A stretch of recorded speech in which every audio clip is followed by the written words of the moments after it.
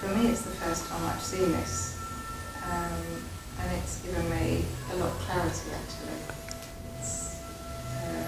The synchronicities are just lovely. Yes. There were 2 or 3 words that immediately resonated because they've been around so much in the last 2 or 3 weeks. Freedom and presence. Yes, yes. They just jumped out immediately, and even this last day, freedom has been kind of like word of choice for me.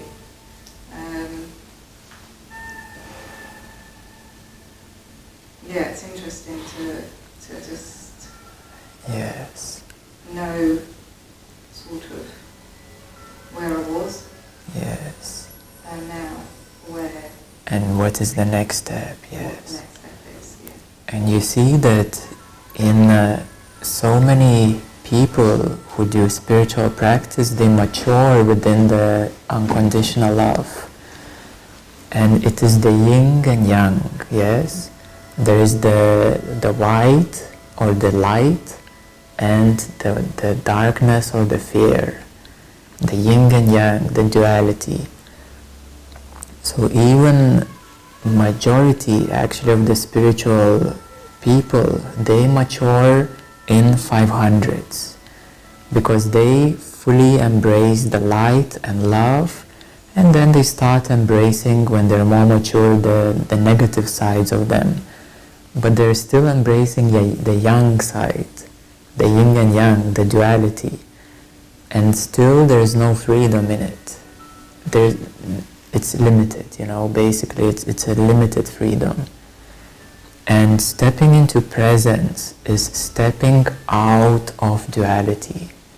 It is stepping out of the yin and yang, stepping out of love and fear, transcending any dual energies, even transcending happiness and sadness.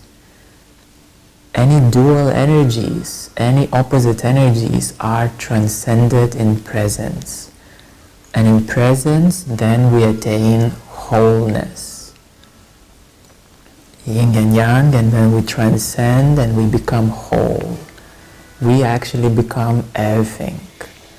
So presence is a huge energy field which is not personal. So in the 500s, we mainly work with our higher self. But our higher self is individual higher self, isn't it? And even our soul is individual soul. But in presence, we start to open up to the energy field, to the whole energy field in which all the higher selves are, in which all the souls are. So, to give you a clear example, God is everything. God is the source. Consciousness is the source. And that source created the universe. In that universe, the source created many galaxies. In these billions of galaxies, there are billions and trillions of planets. And then you can just imagine and count how many souls there are. So returning back to the source is transcending yourself at every level. Transcending anything related to your individual self, and fully embracing and fully reconnecting with the One, with the consciousness itself. So this is why it is so immensely powerful, and it is so immensely progressive. So even these numbers, 200, 400, 600, they're not progressive as twice more, like 300, 600 is not twice more than 300. It is actually 10 times, 10 times 300. And then 10 times 600. So this is how bigger the consciousness grows with every level of awareness. So this is why it is the greatest journey of the soul. It is the biggest destination and the greatest journey and the biggest adventure in your whole soul's existence, no matter how many thousands or millions of years your soul has lived. It is the grandest journey of your soul to return back to the source, to fully integrate into the source. And presence is already a very huge step forward, because stepping fully into presence, then you will be opening into non-duality, and then enlightenment is knocking at the door. So to make that shift from 500s into 600s, it is one of the major shifts. It is one of the most difficult, because only very, very few people are actually there or can help others. But through the guidance, it can be a smooth transition. It can be quite easy. But to do it on your own, and that is very extremely rare. It is extremely rare.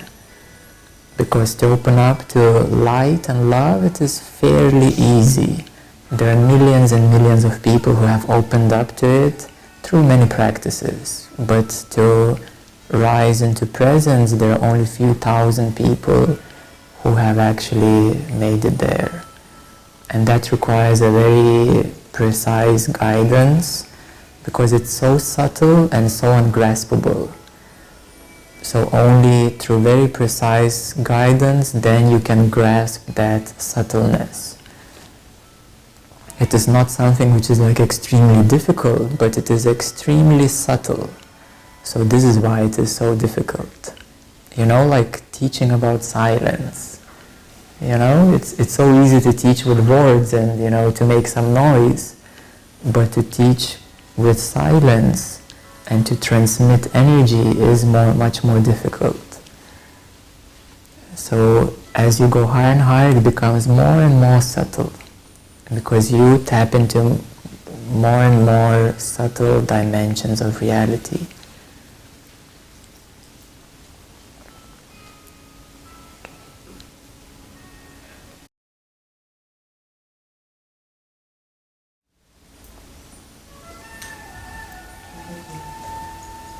What I look at this life, it's a long way.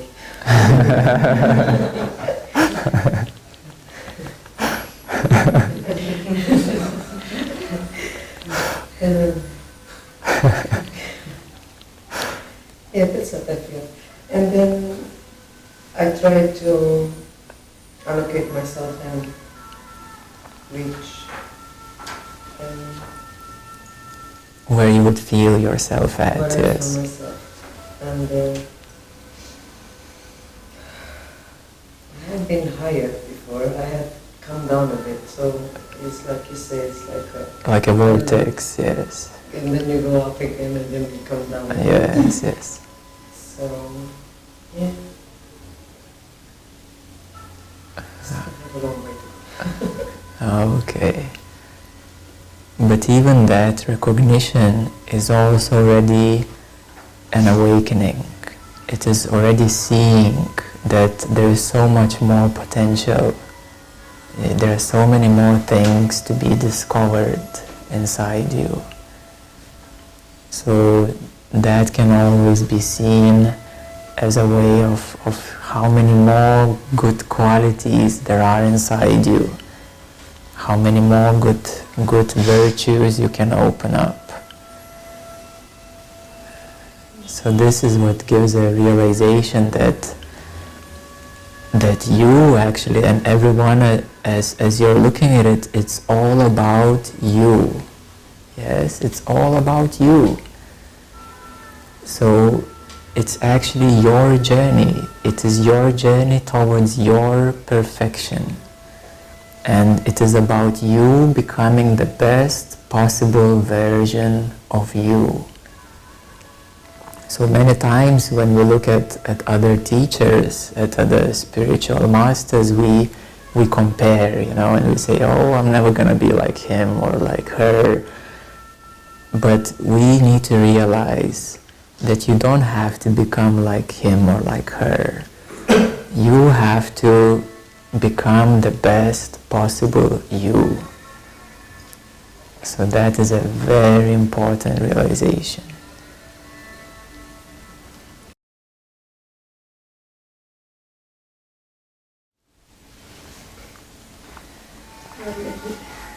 Looking at this map, like I've spent a lot of time looking at this map.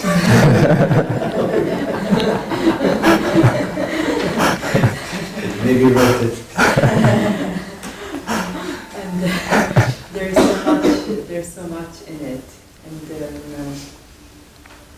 and yes, like it always brings me to see and recognize like more and more, not just like where myself is, but I learn as well from the other, where the other is at.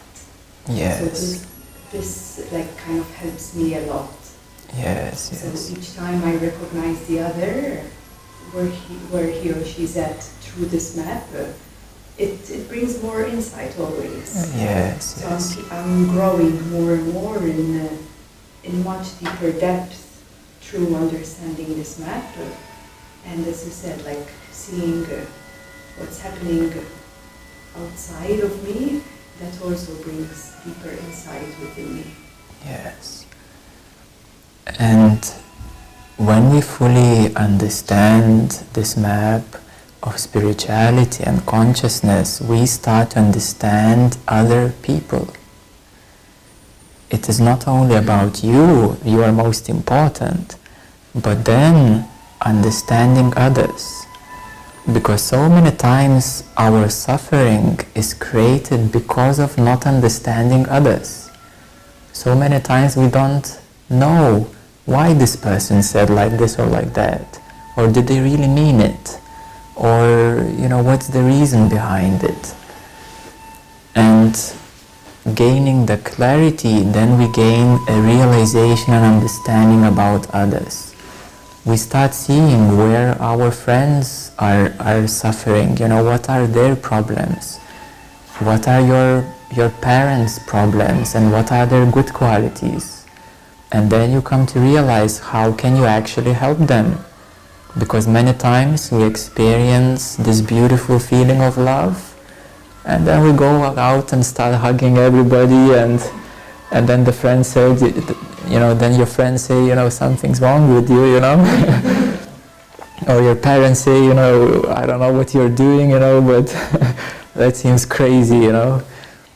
So there, then you start realizing, you know, that you realizing a way of how you can help your friends, how you can help your partners, and how you can help your parents as well.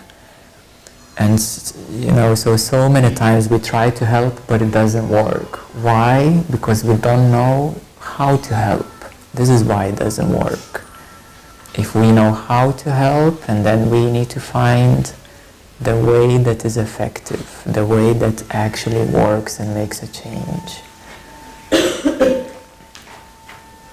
So it is also about seeing others. It is about recognizing what is the best way to deal with all other people in your work, in school, in your relationships, and everywhere in your life.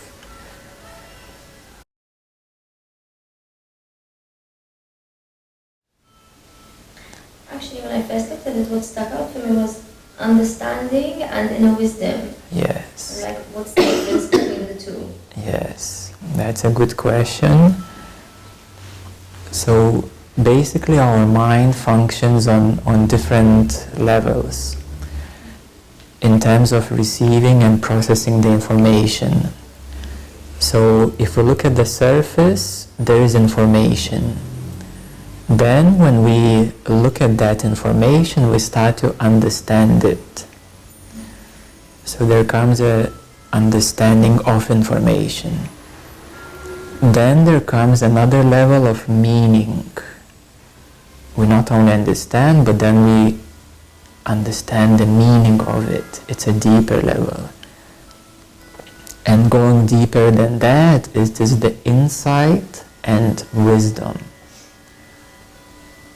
So as our consciousness rises and as our consciousness goes deeper, our mind attains a deeper insight, a deeper wisdom, and that is called the inner wisdom. So at this particular level, it is the awakening of the inner wisdom, which usually corresponds to awakening to our higher self. So as we go beyond our mind, we connect with our higher self, and therefore the inner wisdom awakens. So that is the process. Okay. All right.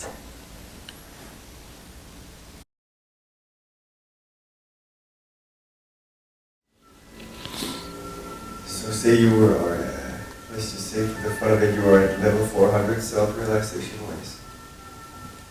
But you will still be experiencing anger, fear, despair, and shame from time to time. So,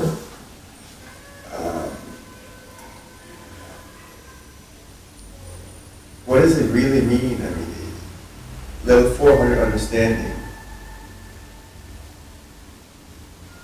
So that's understanding, but level 20 is shame. But at level 400, you still experience shame and all the other things from time to time. So how is that to be understood? Yes. So every person has their own base consciousness, base realization. So let's say you are at 400s, yes, which is the level of understanding or intellect, like rational intellect.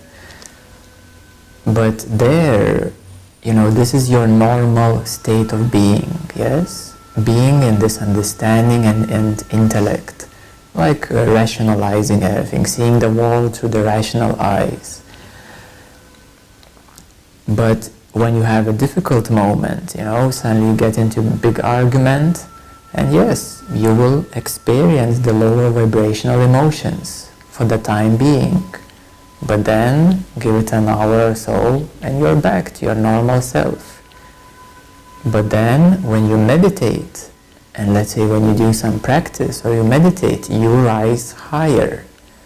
So your consciousness goes towards love, presence, non-duality, and further up.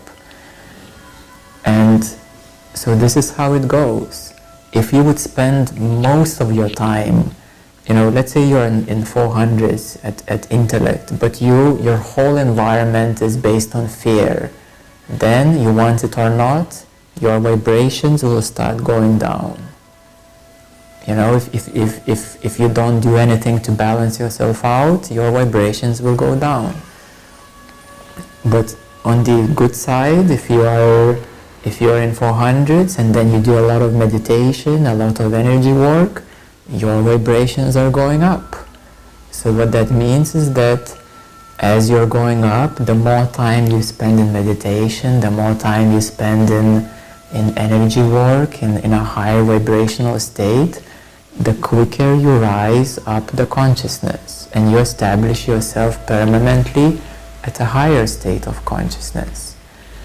And what that means, that when you reach a higher state of consciousness, your soul and your consciousness then purifies and removes the lower vibrational energies which are no longer needed.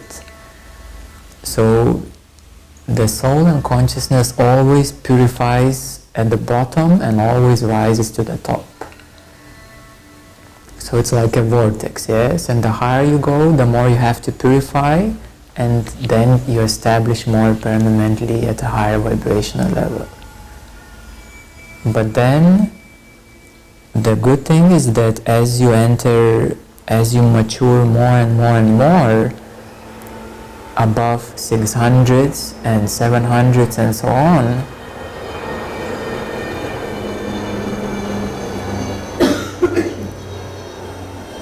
So let's say that you attain enlightenment, yes, and it's very fresh. So since it's very fresh, you can still rise, you can still sometimes experience lower vibrational energies. But as you mature, months after months and year after year into that state of enlightenment, for example, then you completely cleanse out all lower vibrational energies. And then literally they don't touch you at all. So to fully understand this, you have to understand vibrations. Think in terms of vibrations. And it's a vortex, and as you go higher and as you go lower, you always shift your vibrations. But if you mature at a certain vibrational level, then you permanently remove the lower vibrational states.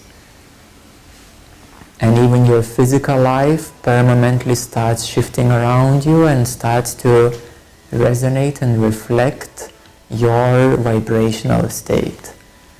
So your physical life, the physicality, it needs some time because the physical dimension is very low. So it needs quite a lot of time to start reflecting your state of consciousness. Okay, makes sense? Alright. To some extent. Good, So good. now is the time to... More than before. Yeah, so you need to be present more and more and more, and that will become naturally to you. Imagine that you spend all the time being present, and then you will forget about what is not being present, isn't it? So the same way in enlightenment, you spend so much time in bliss that you forget what is not bliss. So that becomes fully permanent.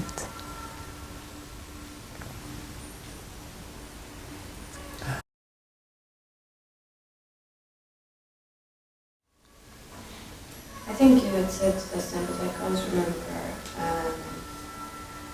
Because we have different levels of consciousness, levels of mind, and levels of Heart. How many more are there? But so I was thinking, is there one better suited to measure the other, or do they all have the sort of... Like for some people, for example, are more heart-based, so their heart is higher than their mind. Some people are more mental, so their mind is higher than their heart. But as we progress upwards, we need to balance both, and both need to constantly rise. Because if we focus only on the mind, then the heart will be lacking. If we focus only on the heart, then the understanding will be lacking. So the world is gonna reflect back to us that there needs to be more understanding. So the usual example is that we feel so much love, but when we look outwardly, then nobody understands it, like there's nobody else who can feel it or understand it. And even, when you feel such an immense love, you don't know how to explain it, So therefore, this balance of mind and heart is always needed. So also the main aspects of our being can be divided into 5 or 6 parts. So let's count together, yes? So from the bottom we have the physical body, then we have our heart, our mind, our soul, and our consciousness. So how many is that? 3, 5. 5, yes. So these would be the main parts, yes, the main parts of ourself. And actually all these main parts are at different levels, depending on what we focused more in our life. If we dedicated more time for the mind, then the mind is more developed. The heart is way round. The body is always at the bottom, because the body is physical energy, and the body is the lowest vibrational energy of our beingness. So the body is always at the bottom, and then it's either the heart or mind, and then the soul is up. It is beyond the heart or mind. So the soul is up, and then at the very top is the consciousness. Because the consciousness is everything. There is only one consciousness, but our openness or our degree of openness varies. So again, yes, consciousness is in every one of us.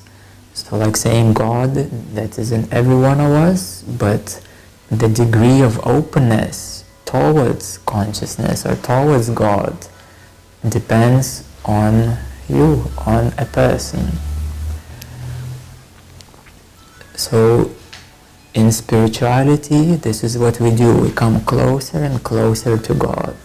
And not only we open more consciousness to God, but we bring our soul closer to God. So our soul transcends the karmic cycles and rises up to return back towards God. And then our mind or heart also comes closer and closer to God. And even our physical body, in terms of vibrations and energy, also rises up. It ascends to come closer and closer to God. Because the physical body is like the last doorway of the light of God to shine through. And the more our physical body is pure, the more our vibrations are high, the more our chakras aligned and all our energies aligned, the more this light of consciousness shines through. And the more it is permanently established even within our physical cells. So imagine how awesome it would be to feel God every time, every moment inside your body. Not only your mind, your heart, but even inside your body. You know, this is how it goes. Because every cell, every atom becomes infused with that light. So it is a very blissful state of being. Very blissful and very loving state of being.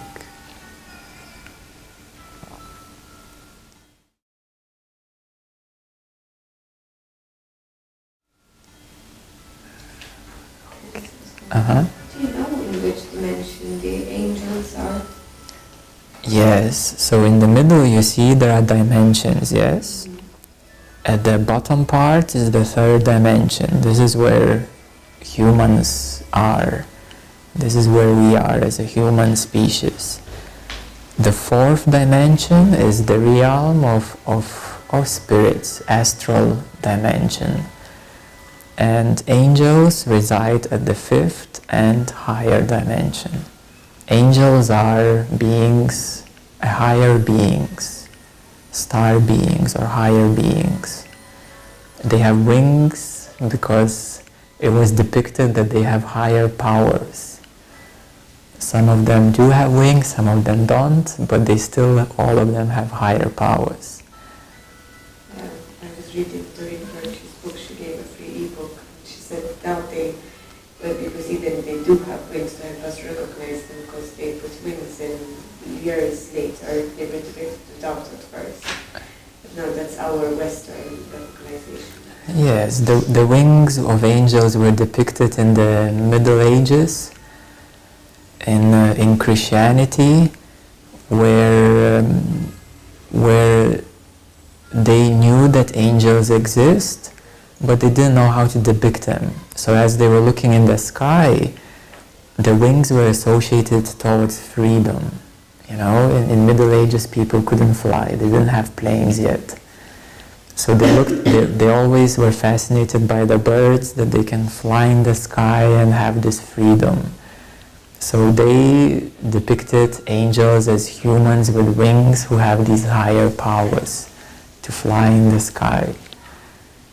And now we can upgrade a bit our knowledge we can step into the modern era, into the age of information, and to realize that actually angels are fifth or higher dimensional beings, and they're the beings of light and the beings of other dimensions and of other star systems. Okay.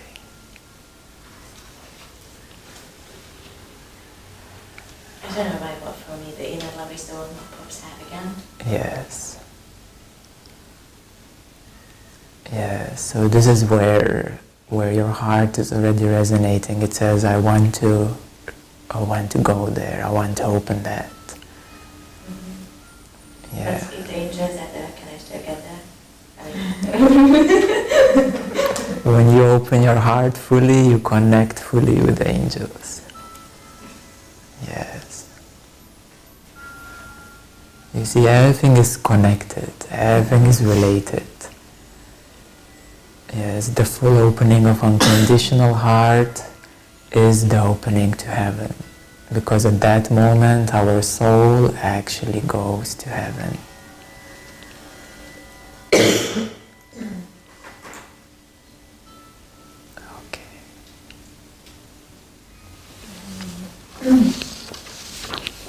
We are human and we feel, I think, all the feelings here on the mat.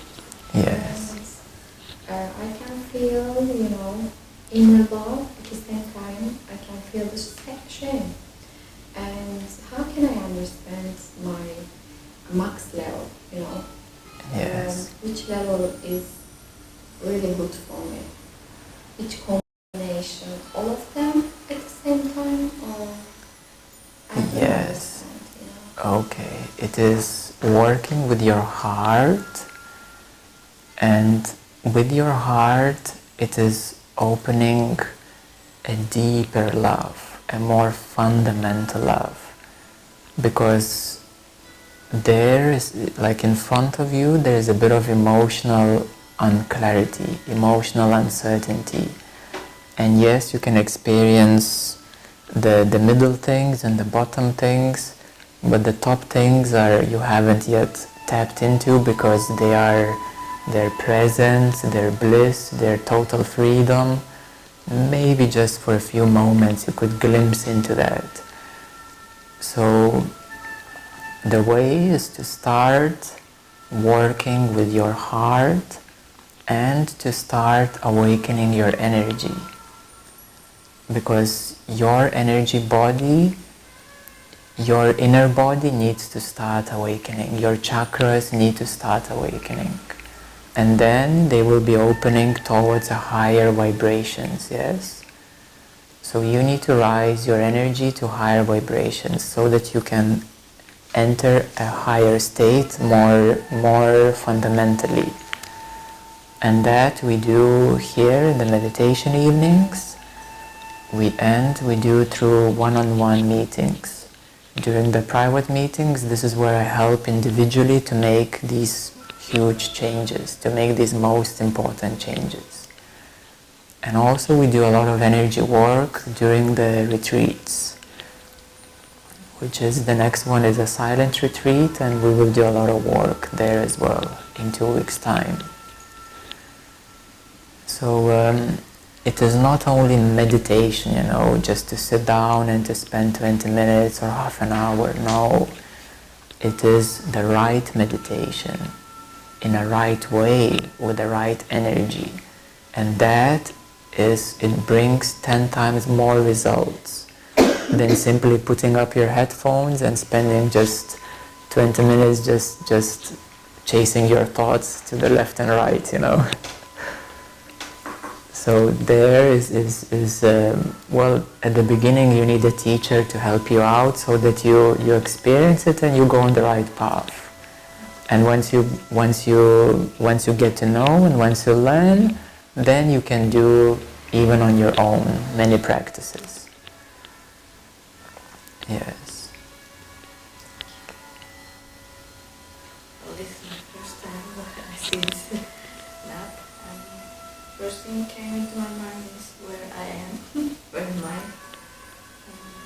As you said, always experience, I always Yes. experience many of these feelings. Yes.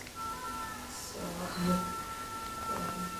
don't know whether my reactive self or a step even lower self.